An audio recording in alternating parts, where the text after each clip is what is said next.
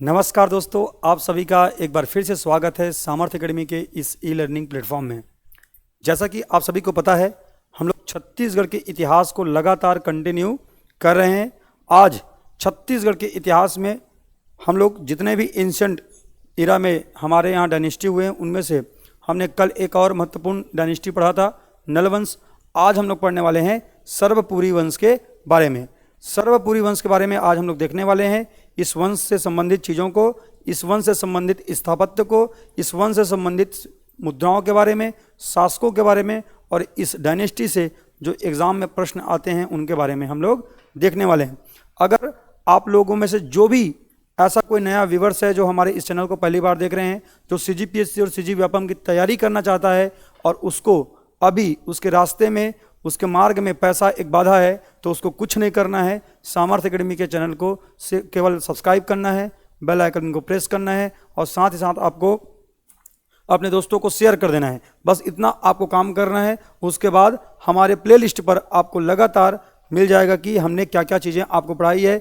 Geography हमने आपको complete करवा दिया है, जनजाति हमने पूरा पढ़ लिया है, हमने आप सभी के लिए पहले ही आर्ट एंड कल्चर का वीडियो बना दिया है। ऐसा नहीं है कि उसमें से जो सेक्शन छूटा हुआ है उसको हम कवर नहीं करेंगे, चूंकि अभी सामने एग्जाम है, इसलिए अभी हम लोग CG हिस्ट्री पर फोकस कर रहे हैं।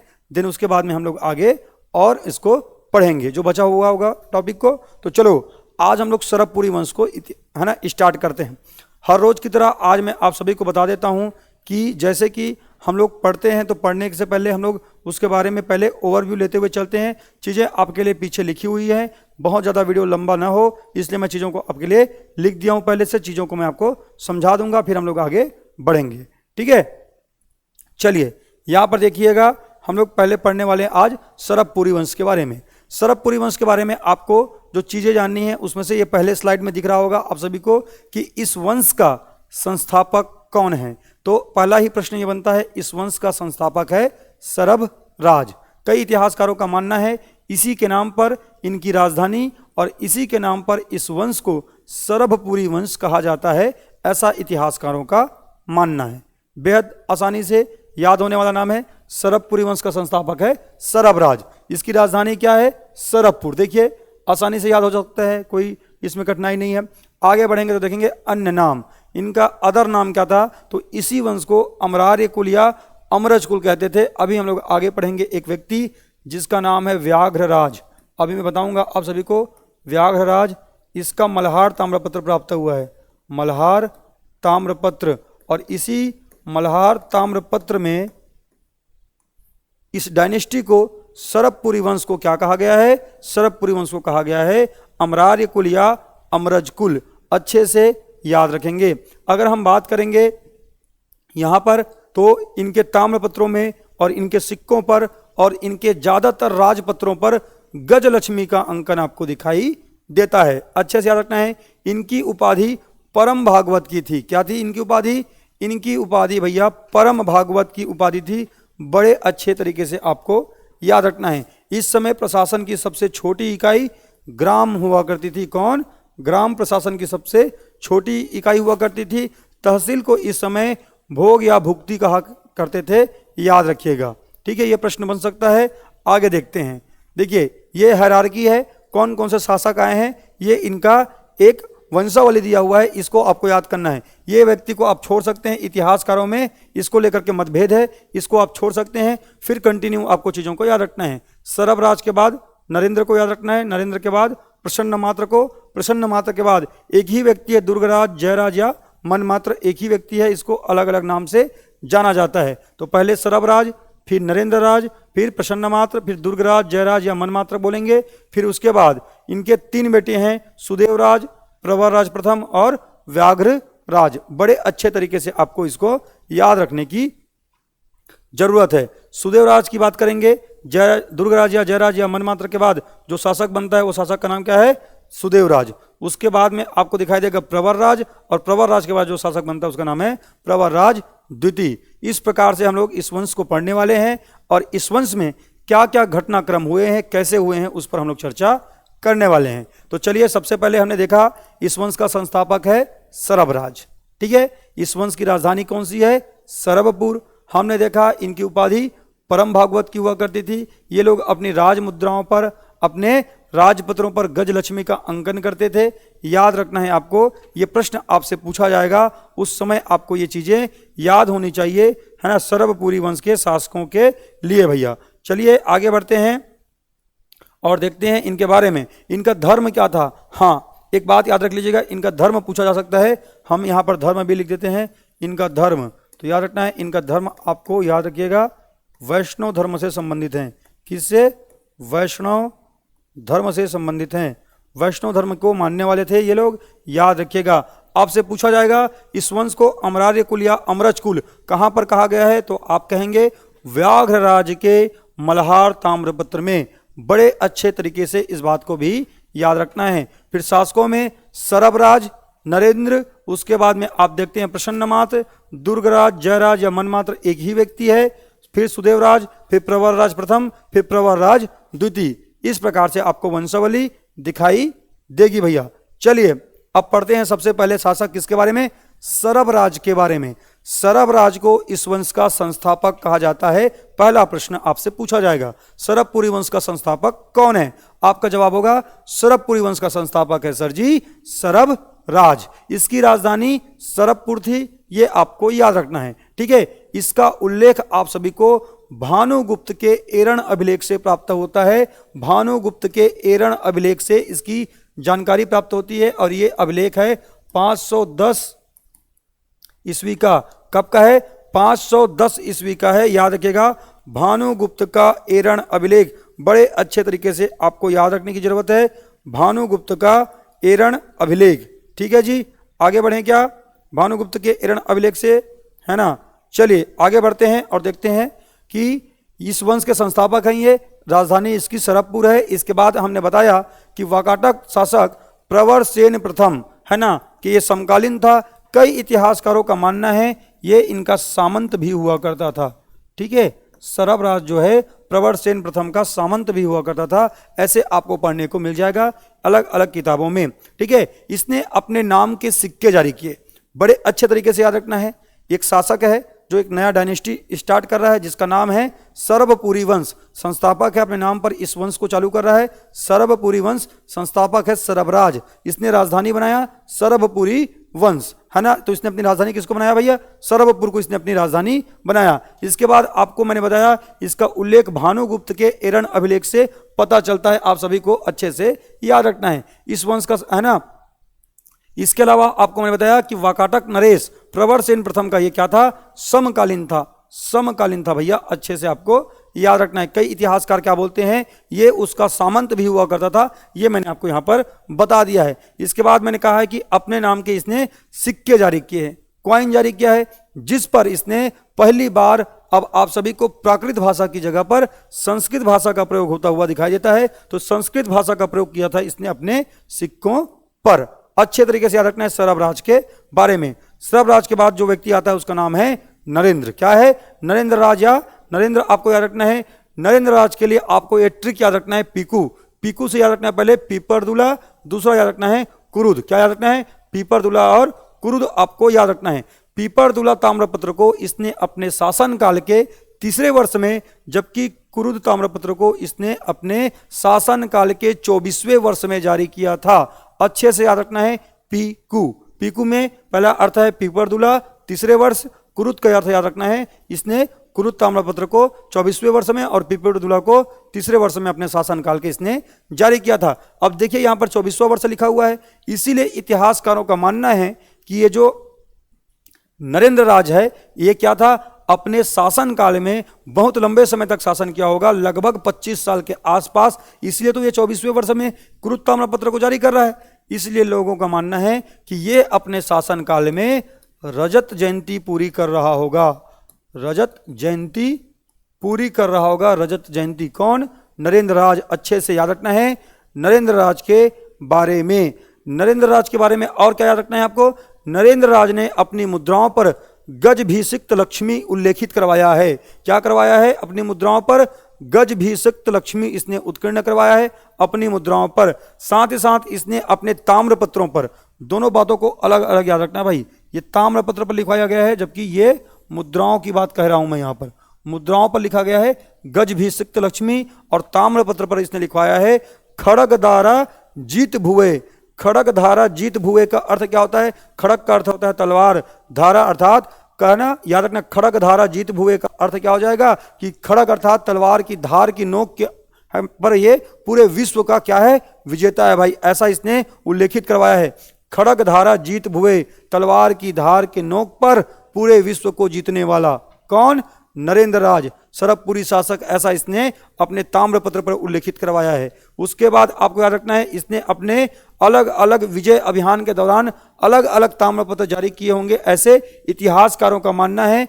ऐसा इसलिए मानते हैं वो लोग क्योंकि इसके अलग एकाध ताम्रपत्र में क्या लिखा हुआ है? विजय स्कंदवाद कुरुद, ऐसा लिखा हुआ मिलता है। अर्थात ये जहां पर जाता होगा, जहां पर विजय प्राप्त करता होगा, वहां से ये ताम्रपत्र जारी करता होगा, ऐसा इतिहासकारों का मानना है। ठीक है, अच्छे से याद रखेंगे। इसकी एक बहन है जिसका नाम है लोक प्रकाशा। क्या नाम है? लोक प्रकाशा। बड़े अच्छे तरीके से याद रखना है, लोक प्रकाशा इसकी बहन का नाम है, जिसका विवाह सोमवंशी या पांडुवंशी शासक इंद्रबलिया, जिसी को भरत बल कहते हैं, उसके साथ इसका विवाह हुआ था, ऐसा इतिहासकारों का मानना है। याद रखिएगा, इसने एक उपाधि धारण की थी। उपाधि थी परम भागवत की। क्या थी? परम भागवत की इसने उपाधि धारण की, हमने देखा हुआ था। और ये उपाधि धारण की है, ऐसा हमको रावण प्लेट से पता चलता है। रावण प्लेट से पता चलता है हमको इसके बारे में। ठीक है, रावण प्लेट से हमको ये जानकारी पता चलती है। उपाधि की इसने परम भागवत की धारण की थी। तो सबसे पहले हमने सरबराज को देखा, जिसने इस वंश की स्थापना की, जिसने सरबपुर को राजधानी बनाया, जिसके बारे में हमने देखा कि वाकाटक नरेश है ना, प्रवरसेन प्रथम का सामंत या उसका समकालीन था। जिसके बारे में हमने देखा था लास्ट वाले में, हमने देखा था भाई कि इसने अपने नाम के सिक्के जारी किए, जहां पर इसने संस्कृत भाषा का प्रयोग किया था। और इन सब के बारे में जानकारी आपको भानुगुप्त के एरन अभिलेख से प्राप्त होती है, ये हमने देख लिया है। इसके बाद हमने देखा है नरेंद्र राज, इसके लिए दो ट्रिक देखे हैं, पीपरदुला और कुरुद। पीपरदुला में है ना, याद रखना है, पीकू इसके ट्रिक्स में पीपरदुला को 3रे वर्ष अपने शासन के, जबकि कुरुद को 24वें वर्ष, अर्थात ये अपने शासन काल में रजत जयंती पूरी कर रहा होगा, ऐसा इतिहासकारों का मानना है। नरेंद्र राज ने अपनी मुद्राओं पर गजभिषिक्त लक्ष्मी उत्कीर्ण करवाया है, जबकि अपने ताम्रपत्रों पर क्या लिखवाया है? खड़ग धारा जीत भुवे, अर्थात तलवार की धार के नोक पर पूरे विश्व को जीतने वाला। साथ ही साथ ये अपने विजय अभियान के बाद ताम्रपत्र जारी करता था। विजय स्कंदवाद कुरुद जैसे शब्द इसके ताम्रपत्रों में मिलते हैं। इसकी बहन लोक प्रकाशा का विवाह पांडुवंशी या सोमवंशी शासक भरत बल या इंद्रबल के साथ हुआ था, ये आपको याद रखना है। चलिए भैया बढ़ते हैं आगे और देखते हैं प्रसन्न मात्र के बारे में। इस वंश के बारे में अगर आप देखेंगे तो सबसे पहले आप देखिएगा भाई, सर्वाधिक प्रतापी शासक कौन है? प्रसन्न मात्र, स्टार मार्क कीजिएगा। सर्वाधिक प्रतापी शासक यहां पर लिखा हुआ है, सर्वाधिक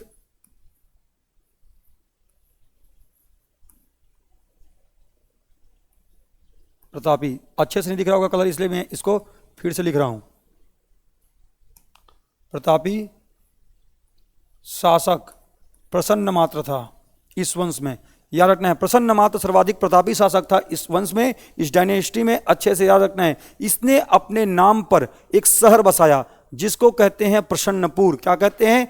प्रसन्नपुर। वही प्रसन्नपुर जिसको वर्तमान में अभी आप लोग मल्हार के नाम से जानते हैं। याद रखिएगा बड़े अच्छे तरीके से, क्या बोला हूं मैं? इसने अपने नाम पर एक शहर बसाया जिसको कहते हैं प्रसन्नपुर, उसी को अभी वर्तमान में मल्हार कहा जाता है। और वो उस समय जिस नदी के तट पर था प्रसन्नपुर, उसको निडिला कहते थे। और वर्तमान में उसी निडिला नदी की पहचान इतिहासकारों के अनुरूप देखेंगे तो लीलागढ़ है, ये याद रखिएगा। मतलब मल्हार किस नदी के तट पर है? लीलागढ़। मल्हार का प्राचीन नाम क्या था? तो आपको याद रखना है प्रसन्नपुर। और लीलागढ़ का प्राचीन नाम क्या था? निडिला। ये हमने रिवर सिस्टम वाले टॉपिक में भी पढ़ लिया था, अच्छे से याद रखना है। माना जाता है इतिहासकारों को जो साक्ष्य प्राप्त हुए हैं उसके अकॉर्डिंग एकमात्र शासक है, याद रखना है आपको, है ना, सरबपुरी वंश में जिसने क्या किया है? सोने के सिक्के जारी किया है। एकमात्र 116 से, है ना, अधिक या 116 सिक्के प्राप्त हुए हैं इसके सोने के, ऐसा माना जाता है। एकमात्र शासक जिसने स्वर्ण मुद्राएं जारी की है, ऐसा याद रखना है। सर्वाधिक प्रतापी शासक है, विष्णु का भक्त है, प्रसन्नपुर नामक शहर बसा रहा है निडिला नदी के तट पर। वही प्रसन्नपुर जिसको आप मल्हार कहते हैं, निडिला जिसको लीलागढ़ कहा जाता है। इसकी मुद्राओं पर इसकी मुद्राओं पर आप देखेंगे तो सिक्का जो होता था उसके ऊपरी भाग पर, है ना, ऊपरी भाग के बीच में सेंटर में गरुड़ और उसके अगल बगल में शंख और चक्र बने होते थे। तो आपसे एग्जाम में पूछा जाएगा, बताइए निम्नलिखित में से कौन सा सरकपुरी शासक था जिसने गरुड़ शंख चक्र युक्त सोने के सिक्के जारी किए थे? आपका जवाब होगा प्रसन्न मात्र। क्या होगा आपका जवाब? प्रसन्न मात्र, याद रखना है।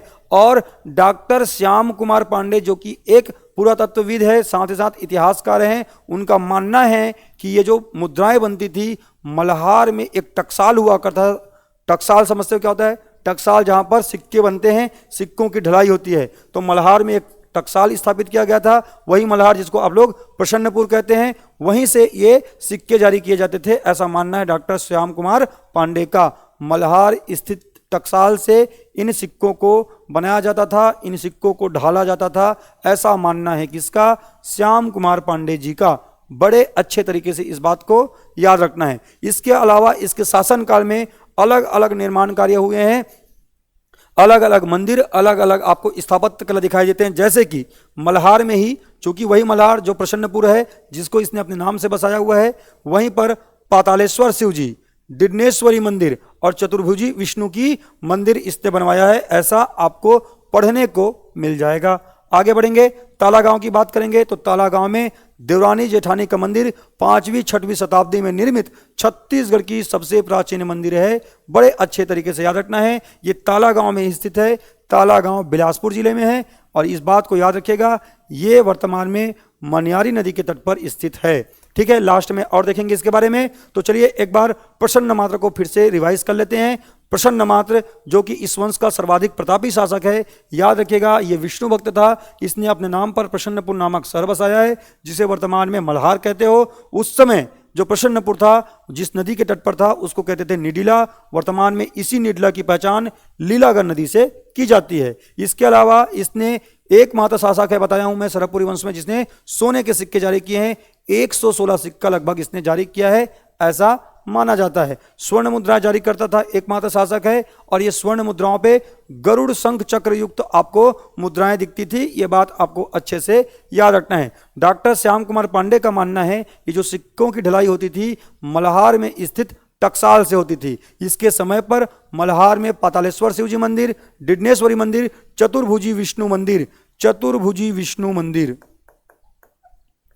मंदिर बनाया गया था। इसके साथ साथ आपको मैंने बताया कि तालागांव में देवरानी जेठानी मंदिर बनाया गया जो कि 5वीं 6वीं शताब्दी में निर्मित छत्तीसगढ़ की सबसे, याद रखना है, ओल्डेस्ट टेम्पल, प्राचीन मंदिर है, याद रखना है इस बात को। ठीक है, और ये वर्तमान में मनियारी नदी के तट पर बिलासपुर जिले में स्थित है। अगला शासक देखते हैं जिसका नाम है जयराज दुर्गराज मनमात्र। क्या क्या नाम इसका एक साथ रखना है? जयराज दुर्गराज मनमात्र। मनमात्र या दुर्गराज के बारे में अगर आप पढ़ेंगे तो आपको इसके धर्म के बारे में पता चलता है। ये वैष्णव धर्म का था। कौन से धर्म का था? वैष्णव धर्म का था, वैष्णव धर्मावलंबी था, इस बात को याद रखना है बड़े अच्छे तरीके से। आगे देखेंगे, है ना, प्रसन्न मात्र का बेटा था, मतलब उसका उत्तराधिकारी हुआ, इस बात को भी याद रखना है, प्रसन्न मात्र का बेटा था। इसके भी राज मुद्राओं पर क्या मिलता है आपको? गजलक्ष्मी का अंकन मिलता है इसकी राज मुद्राओं पर, क्योंकि मैंने बता दिया था पहले ही, इनके राज मुद्राओं पर आपको लगातार क्या मिलेंगे भाई? गजलक्ष्मी। और साथ ही साथ इनके राजपत्रों पर भी आपको मिलेंगे क्या? गजलक्ष्मी का अंकन। बड़े अच्छे तरीके से आपको याद रखना है। पंडित लोचन प्रसाद पांडे का मानना है कि जो हमारा ये दुर्ग शहर है, जहां पर हम ये आप सभी को, जहां से आपको हम पढ़ा रहे हैं, ये दुर्ग शहर जो है इसी दुर्गराज के नाम पर रखा गया है, दुर्ग शहर, ऐसा पंडित लोचन प्रसाद पांडे का मानना है।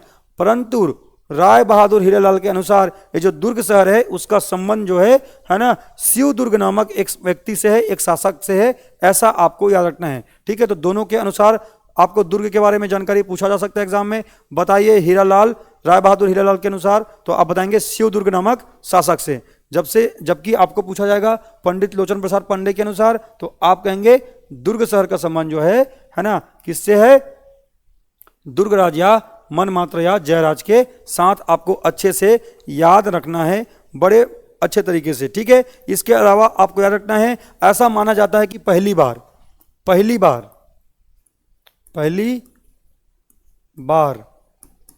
इसके ही शासनकाल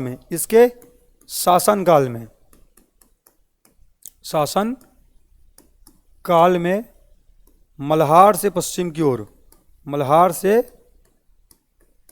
पश्चिम की ओर सरभपुरी वंश का विस्तार हुआ था। सरभपुरी वंश का विस्तार हुआ था, ऐसा माना जाता है। तो किसके समय पर पहली बार पश्चिम की ओर विस्तार हुआ मल्हार के, अगर आपसे पूछे तो आपका जवाब होगा दुर्गराज मनमात्र, याद रखना है। कहा जाता है कि इसने ही हमारे यहाँ छत्तीसगढ़ में, बता रहा हूं ना, छत्तीसगढ़ में भूमिदान की प्रथा के बारे में शुरुआत किया था, ऐसा ये मानते हैं। जबकि वहां पर हम देख चुके हैं है ना, सातवाहन काल में अग्रहार, फिर उसको गुप्तों ने बहुत विस्तार किया था। छत्तीसगढ़ की हम बात कर रहे हैं, ठीक है, छत्तीसगढ़ की मैं बता रहा हूं आपको बात भाई, दोनों को एक साथ नहीं मिला देंगे। फिर इसके बाद एक व्यक्ति आता है जिसका नाम है सुदेवराज। क्या नाम है? सुदेवराज। तो आप सभी को पता होगा सुदेवराज, प्रवरराज प्रथम और व्याघ्रराज, ये तीनों किसके बेटे थे? दुर्गराज, मनमात्र या जयराज जिसको कहते हैं, उसके ही ये तीनों बेटे थे। आपको याद रखना है उसमें सबसे बड़ा बेटा कौन है? ये सुदेवराज। अच्छे से याद रखना है भाई इस सुदेवराज को। ये सुदेवराज जो है शासक बनता है, इसने शासक बनते ही ये क्या करेगा? प्रसन्नपुर के जो चौकसी है, मतलब प्रसन्नपुर को जो देख रेख करने के लिए जिस व्यक्ति को नियुक्त करता है उसका नाम क्या है? व्याघ्रराज। क्या नाम है? व्याघ्रराज, मतलब इसका छोटा भाई, समझ रहे हो ना। तो इसने अपने छोटे भाई व्याघ्रराज को किसके चौकसी में लगा दिया है? प्रसन्नपुर के चौकसी में, है ना, वहीं पर इसको तैनात कर दिया कि जा भाई तू प्रसन्नपुर को देखते रहे, देख रेख करते रहे, मैं सरभपुर में रह करके शासन करूंगा।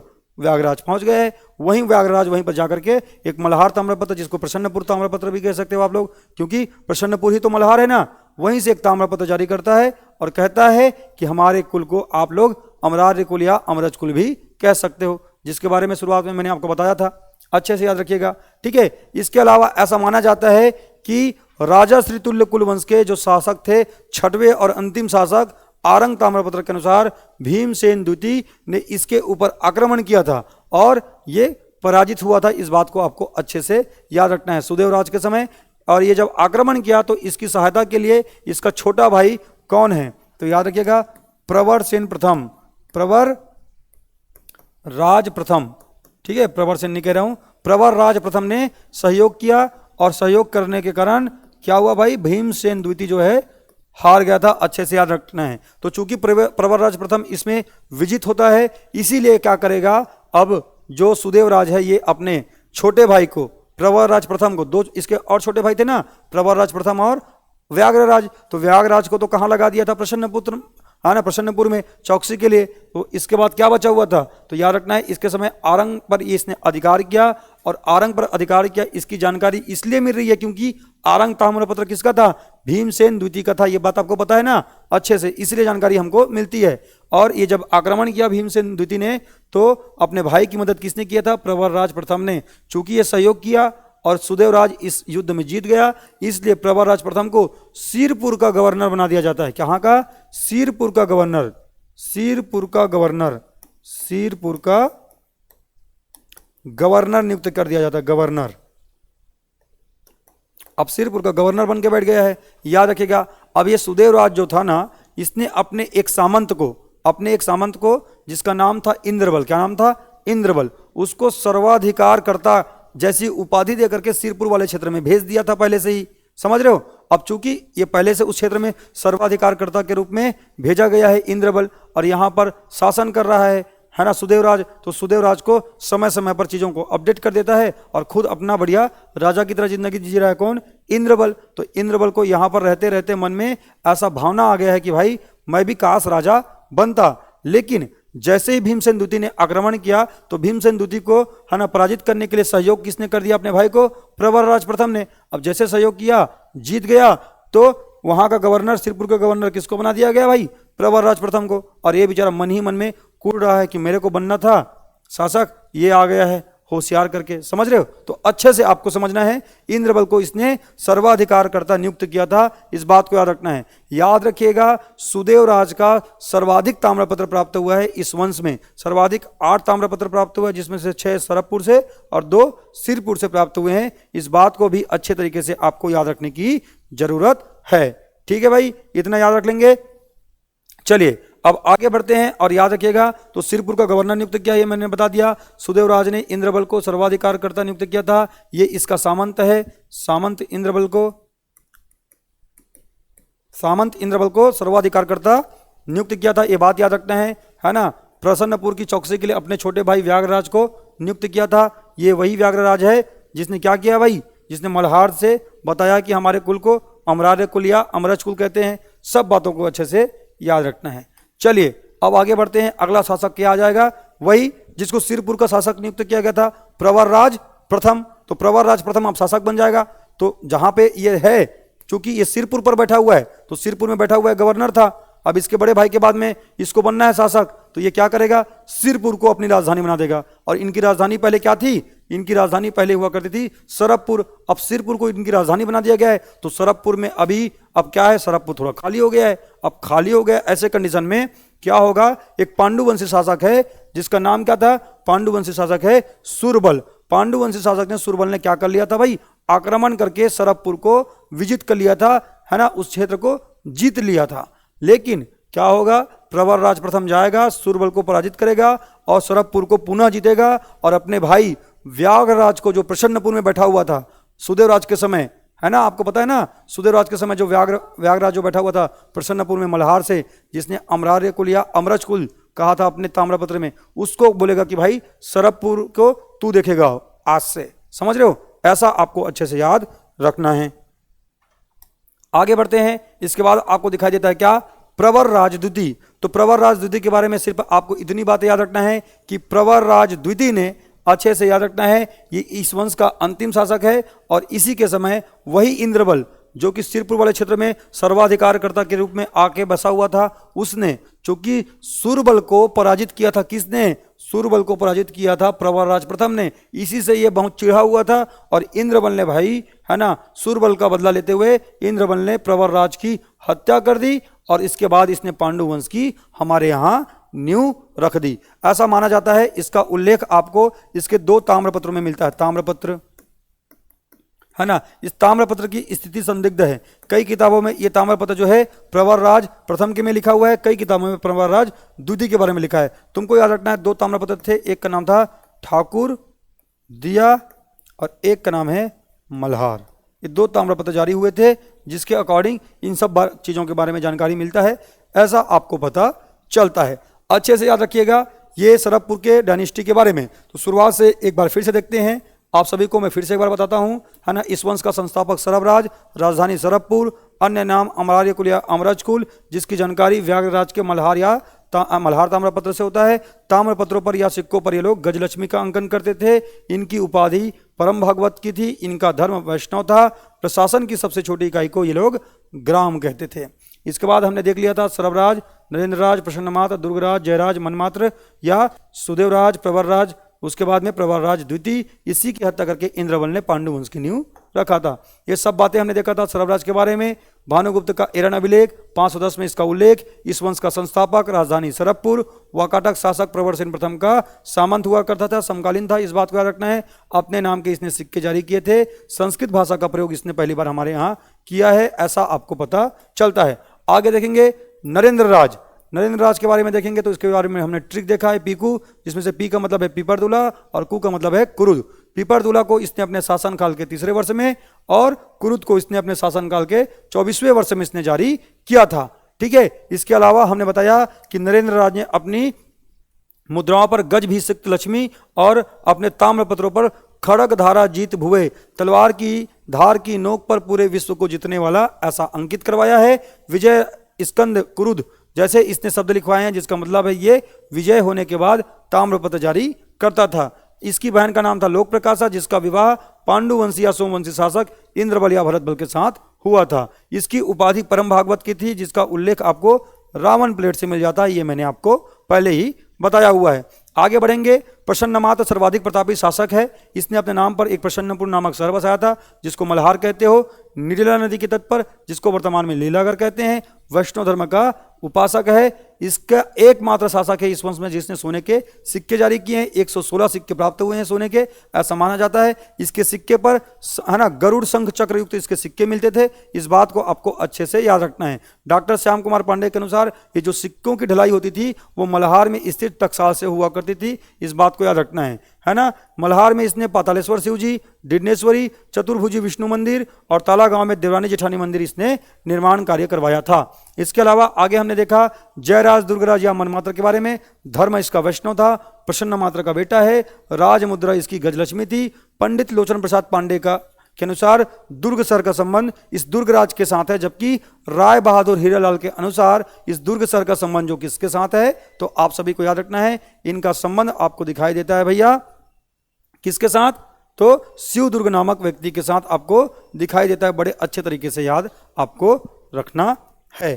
ठीक है, चलिए आगे बढ़ते हैं और आप सभी को याद रखना है इसके बारे में। पहली बार इसके शासनकाल में मल्हार से है ना पश्चिम की ओर सरबपुरी शासकों का क्या हुआ था, है ना विस्तार हुआ था। ये बात भी मैंने आपको बताया था। फिर सुदेव राज के बारे में हमने शासनों को देखा। सुदेव राज के बारे में कि प्रसन्नपुर नामक है ना शहर की चौकसी के लिए इसने अपने छोटे भाई व्यागराज को भेज दिया था। आरंग पर इसने अधिकार प्राप्त किया। इसकी जानकारी आपको कैसे पता चलती है कि भीमसेन द्वितीय ने क्या किया था, भीमसेन द्वितीय ने इनके ऊपर आक्रमण किया, लेकिन भीमसेन द्वितीय के आक्रमण को सुदेव राज के छोटे भाई है ना प्रवर राज प्रथम ने विफल कर दिया था और इसी से प्रसन्न होकर इसने सिरपुर का गवर्नर अपने छोटे भाई को बना दिया था। यह बात मैंने आपको बताया था, अच्छे से याद रखना है। इसके सर्वाधिक ताम्रपत्र प्राप्त हुए 8 ताम्रपत्र है ना, जिसमें से आपको याद रखना है भाई 6 सरबपुर से और 2 सिरपुर से प्राप्त हुए हैं। सुदेव राज ने आपको याद रखना है अपने सामंत इंद्रबल को सर्वाधिकारकर्ता नियुक्त किया था और सिरपुर वाले क्षेत्र में भेज दिया था। और सिरपुर के मनमोहक हरियाली को देख करके मैंने बताया आप सभी को, महानदी के तट पर सिरपुर को देख करके खुश हो गया था ये आदमी और सोच रहा था कि मैं भी राजा बन जाता, खास करके इसके मन में चल रहा था बात। फिर इसके बाद हमने देखा कि प्रवर राज प्रथम शासक बनता है और प्रवर राज प्रथम के बारे में हमने देखा कि भाई सिरपुर को राजधानी बनाया इसने। और चूंकि जैसे इसने सिरपुर को राजधानी बनाया, चूंकि इसका बड़ा भाई सुदेवराज पहले वहां पर रहता था, अब सुदेवराज की मृत्यु हो चुकी है, सुदेवराज नहीं है, तो उस क्षेत्र में अब कोई नहीं है, तो व्यागराज चूंकि प्रसन्नपुर में बैठा हुआ है, वहां की चौकसी कर रहा है, तो सरबपुर तो खाली था। तो सरबपुर में आक्रमण किसने कर दिया था, तो सरबपुर में आक्रमण कर दिया था भाई सुरबल ने, पांडुवंशी शासक ने, और उसको जीत लिया था। लेकिन इसने कहा बेटा रुको, अभी वापिस गया और सरबपुर को पुनः जीता और अपने छोटे भाई व्यागराज को कहा प्रसन्नपुर को मैं देख लूंगा भाई, तू सरबपुर को देख। समझ रहे हो, अच्छे से याद रखना इस बात को। फिर इसके बाद हमने देखा क्या, प्रवर राज द्वितीय जो कि इस वंश का अंतिम शासक था, इसकी हत्या कर देता है इंद्रबल और पांडु वंश की नींव रखता है। इतनी बातें हमने देखी थी। इसके अलावा स्थापत्य कला में देवरानी जेठानी का मंदिर याद रखना है, ताला गांव में है, मनियारी नदी के तट पर, बिलासपुर है ना जिले में। इस बात को याद रखना है। गामस कोसली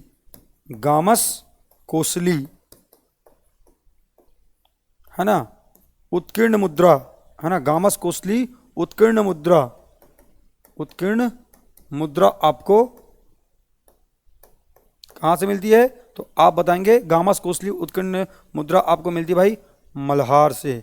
कहां से, मल्हार से मिलती है। इस बात को भी याद रखना है इस समय के लिए। इसके अलावा अगर हम बात करें इस समय में, तो ये जो राजवंश है, इस राजवंश की अगर हम बात करेंगे तो यहां पर इनकी जो ताम्रपत्र होते थे, उन ताम्रपत्रों पर तिथि, वर्ष, लेखक, शासक है ना, ताम्रपत्रों पर आगे लिख देता हूं मैं, ताम्रपत्र, इस ताम्रपत्र पर तिथि, वर्ष, शासक, समझ रहे हो, तिथि, वर्ष, शासक, और एक क्या बोला मैंने जी, एक मैंने आप सभी को बताया लेखक है ना, लेखक, ये सबका नाम उत्कीर्ण होता था, नाम उत्कीर्ण होता था। परंतु पूछा गया प्रश्न है इसमें चित्र नहीं होते थे, चित्र नहीं होते थे भाई, अच्छे से रखना, चित्र नहीं होते थे, अच्छे से रखना, चित्र नहीं होते थे। ये बात आपसे एग्जाम में पूछा जाएगा, ये बात आपको अच्छे से याद रखना है। ये अगर आपने पढ़ लिया तो इतना आपको मान के चलो, आपके आने वाले कांस्टेबल, आपके आने वाले एसआई के एग्जाम के लिए मोर देन इनफ होने वाला है। चूंकि लाइट ऑफ हो चुका है ना, इसलिए मैं आप सभी को अब काला काला दिखाई दे रहा हूँगा, है ना, ठीक है। तो उसकी चिंता आपको नहीं करनी है, मैं कैसे दिख रहा हूँ वो उस पर नहीं जाना है आपको, इसको देखना है। अगर आप सबको हमारा मेहनत अच्छा लग रहा है, हमारा प्रयास अच्छा लग रहा है, तो चैनल को करेंगे लाइक, है ना, साथ ही साथ करेंगे सब्सक्राइब, बेल आइकन को करेंगे प्रेस और अपने दोस्तों को करेंगे शेयर। कमेंट करना नहीं भूलना है और कमेंट करके अच्छे अच्छे कमेंट करना है ताकि हमारे अंदर पॉजिटिविटी आए और हम आपके लिए और अच्छा मेहनत कर सकें। तो चलिए अगले क्लास में मिलेंगे अगले इतिहास के किसी कड़ी को लेकर के। तब तक के लिए आपको पढ़ते रहना है, सामर्थ्य एकेडमी के साथ जुड़े रहना है और आप सभी को अपने सेहत पर भी ध्यान देना है। जय हिंद, जय भारत, जय छत्तीसगढ़।